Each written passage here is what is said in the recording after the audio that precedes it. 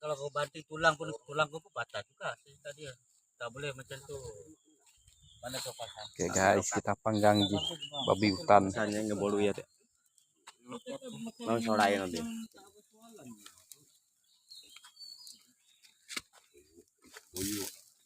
Ah, ya betul. Lah itu orang lurus saja.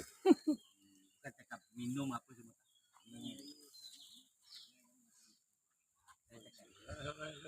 Kita berada di pondok kebun. Tanah Melayu.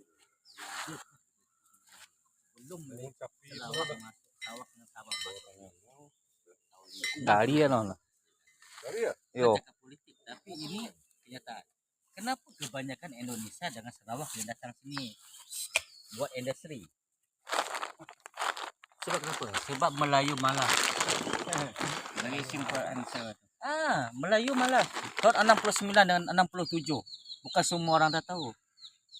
Saya pun terus terang cakap, bukan nak cakap minum ke apa tak. Ini kalau orang tanya saya memang panas hati. Kalau orang cakap Sarawak naik atas pokok,